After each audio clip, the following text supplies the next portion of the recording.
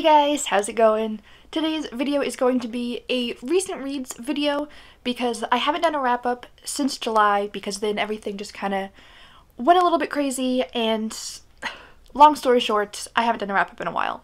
So I have a lot of books here to talk about, so I'm just going to get straight to it. The first book I read was The Dragon Republic by R.F. Kuang. This is the second book in the Poppy War series.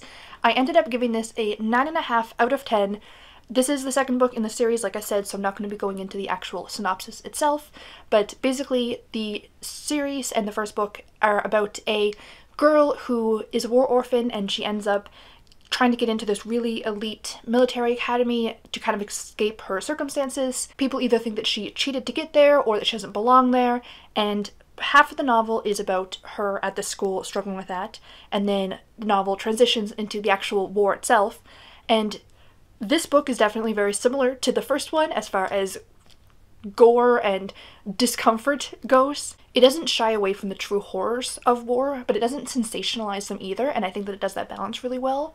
Just like the first one though, there are a bunch of trigger warnings, so I made a list of some of them here. I'm just going to read them because I don't want to forget any. So the triggers include drug addiction, war and death, including death of children, self-harm, talks of suicide, gore, forced religion, rape and other sexual assault, human experimentation, and abortion. And most of those triggers are prominent themes or very, like, in your face about it. It's not usually, you know, like, hinting or implying at something. Like, this book does not pull its punches. I just think that it's very well written, but definitely heavy, and I cannot wait for the third book. Next, I read One Final Vinyl by SAVY. If you don't know, SAVY is a fellow author tuber and a friend of mine, so I'm going to leave her channel linked down below. Hello, Comet.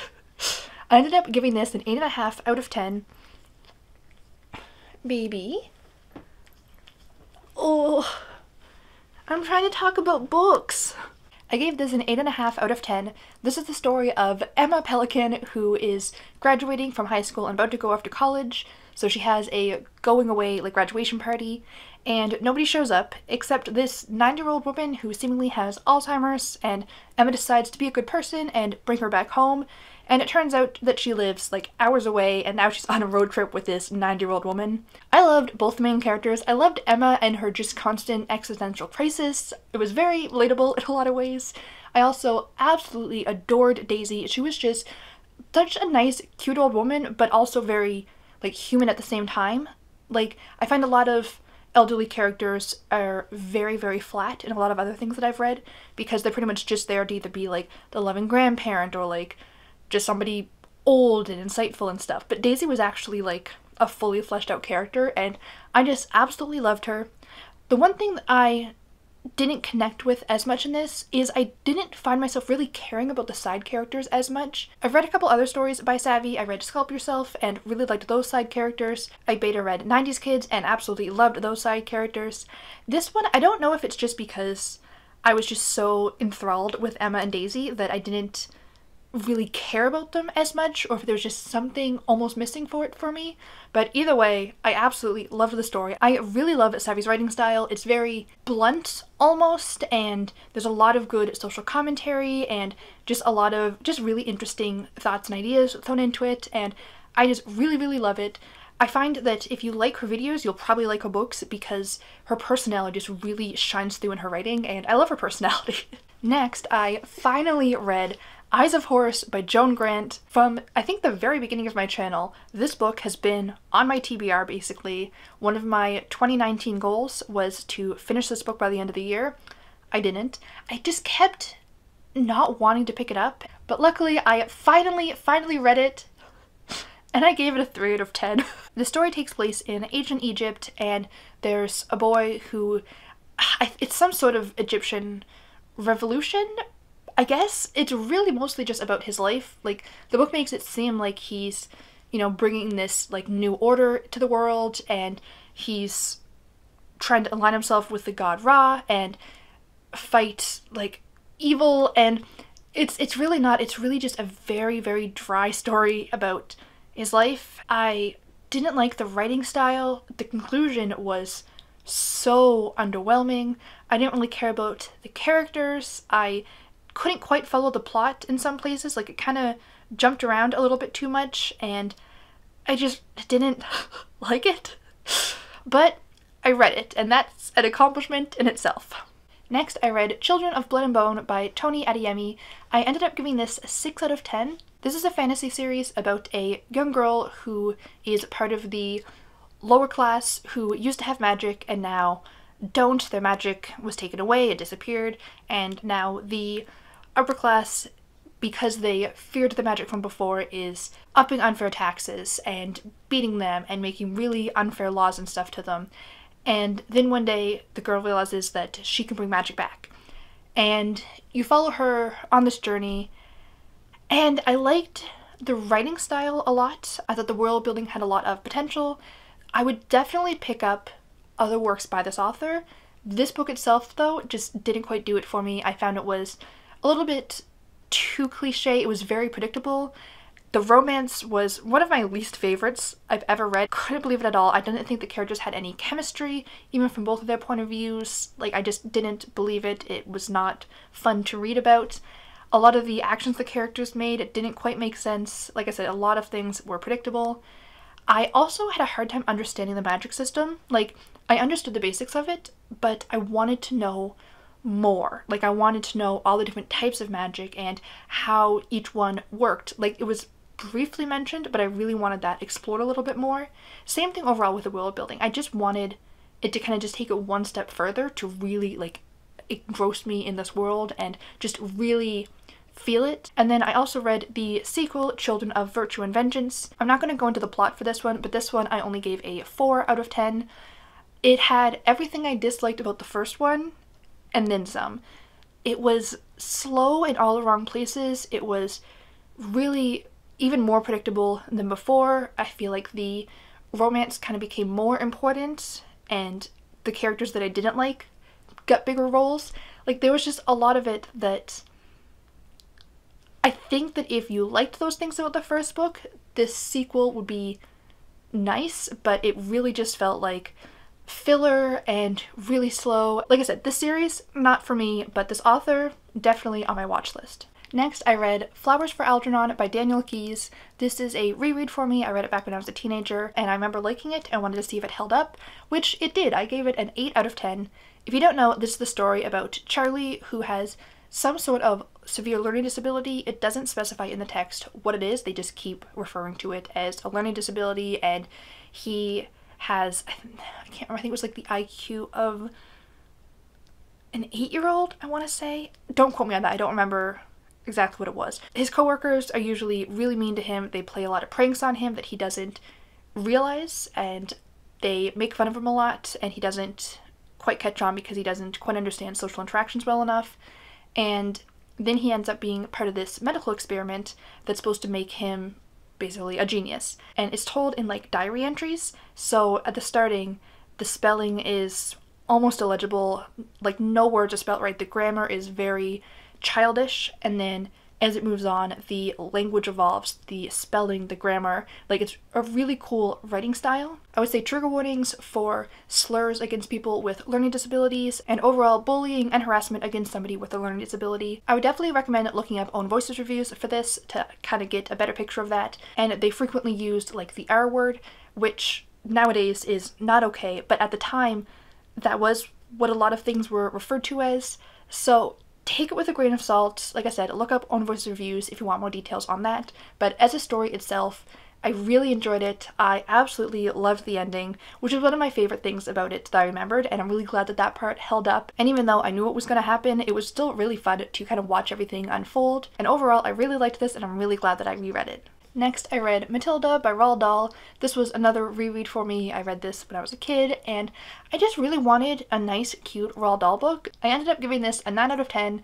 I love this story. I think it's just such a great, cute book for bookworms and book lovers, and I don't really have much to say about it. It's a very classic story. If you don't know, it is about a young girl who is basically a genius, child prodigy, but her parents don't value education, they don't value her, they think that reading is a waste of time, and then she finally ends up being allowed to go to school, and her teacher is just really captivated by her and really like praises her, and her parents don't give a darn, and there's a very aggressive principal. I would say trigger warnings for child neglect and some child abuse. Like I said, it's written in a really childish and almost silly way, but if that's something that you're really sensitive to, just keep that in mind. But overall, I loved this story. I'm really glad that I took the time to reread it, and it was just a cute little mood booster. After that, I went on a little bit of a classics kick, and the next book I read was The War of the Worlds by H.G. Wells. I ended up giving this a 5 out of 10. It was very middle of the road, mediocre for me. I'm not like regretting that I read it. I don't feel like I wasted my time, but it's not something that I'm going to reread. I'm probably going to unhaul the book eventually. But this is just a very classic sci-fi story. I didn't quite like the writing style itself. I found it was just a little bit too dry. This book was originally written in 1898, and I really like reading like classic sci-fi because it's really interesting to see like over 100 years ago what they thought of the future and what they thought of like space travel and aliens, and they didn't have the technology that we have today. So I don't know, it's just really interesting, and I do really like that about different like classic sci-fi. But this one, the writing style just really wasn't it for me. So I'm glad that I read it, but I'm probably never going to reread it. After that, I read The Adventures of Tom Sawyer by Mark Twain.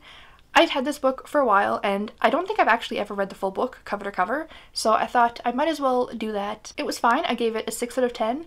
I thought that Tom Sawyer was just kind of a lovable, mischief-making kid. I really like that kind of character where they're just usually little boys that are just always getting into trouble and just getting into mischief, and I found it really fun. Some of the stories were obviously a little bit far-fetched, and some of them were products of their time, I'll say, but overall, I'm glad that I read it. And next I read Oliver Twist by Charles Dickens. I ended up giving this an 8 out of 10. Charles Dickens is my favorite classic author that I've read.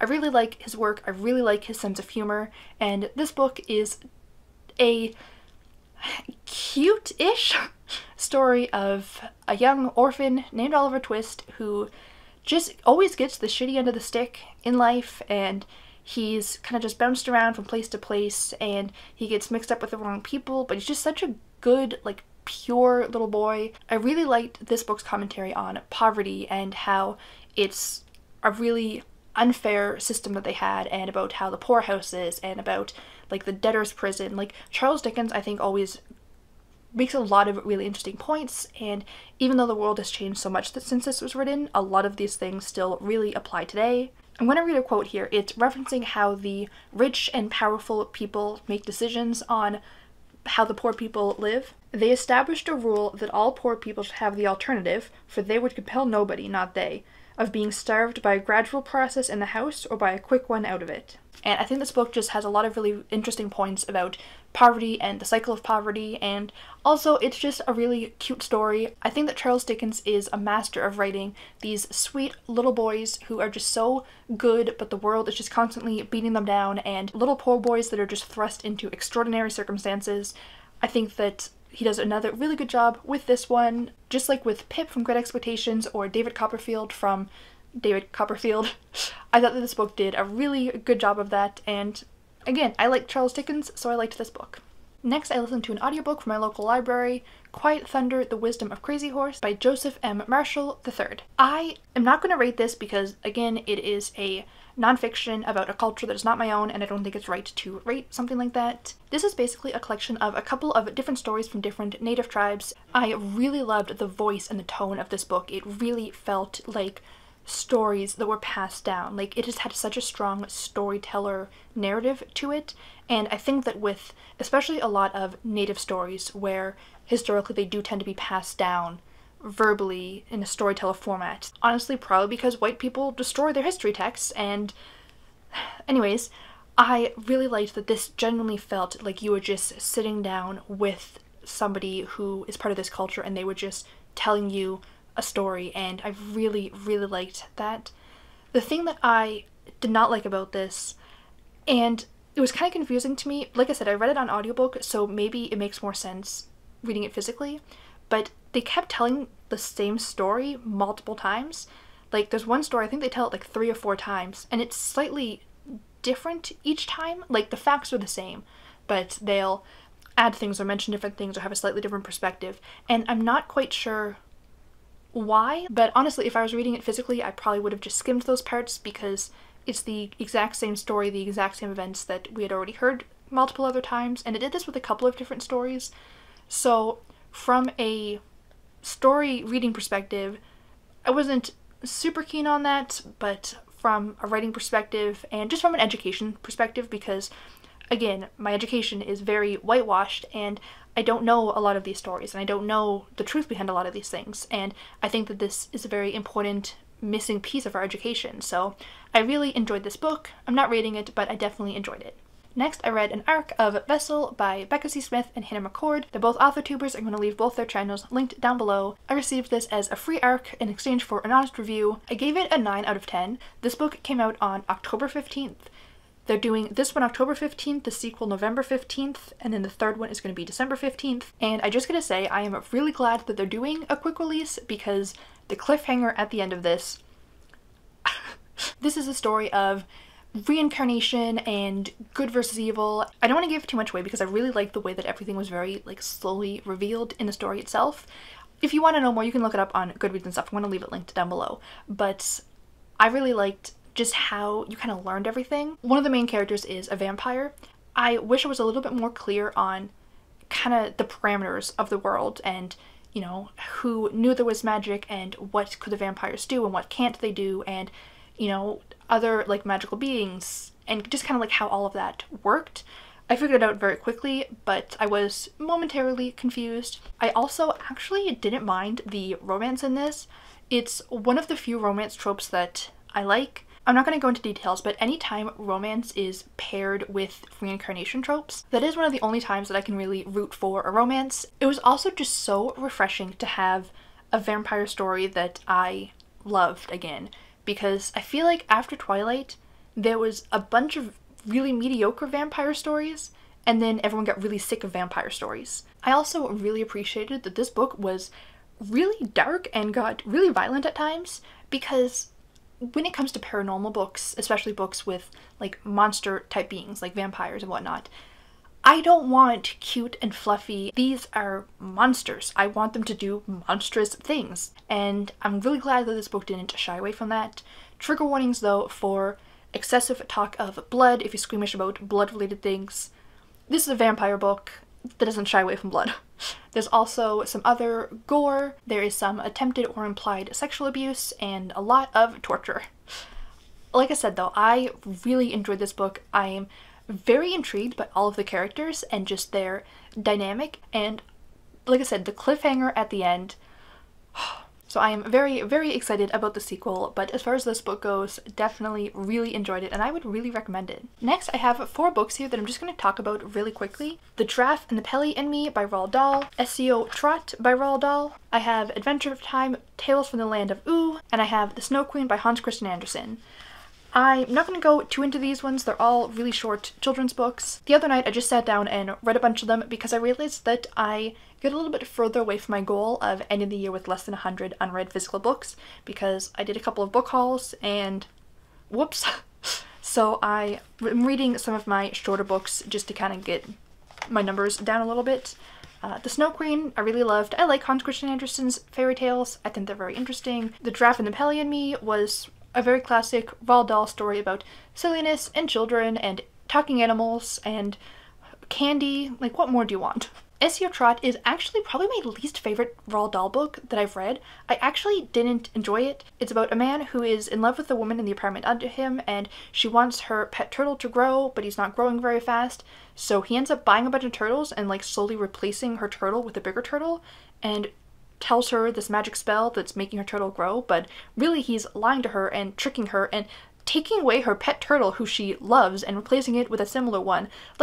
He's very scummy and he doesn't get caught, and he ends up getting the girl and living happily ever after, and I just really didn't like it. And this one is just a bunch of little Adventure Time stories. I like Adventure Time, it's a fun cartoon, and I think that if you like the show, you'll like the book, and just very simple little stories about the characters. So those are most of the books that I read in August, September, and October. I feel like I'm finally back on track with my reading and enjoying things again and just having a grand old time. If you guys enjoyed this video, please click the like button to let me know, and subscribe to stay up to date with the rest of my videos. I'm posting new videos again every Wednesday and Sunday, usually reading or writing related. So I hope to see you guys next time, and until then, have a great day. Bye!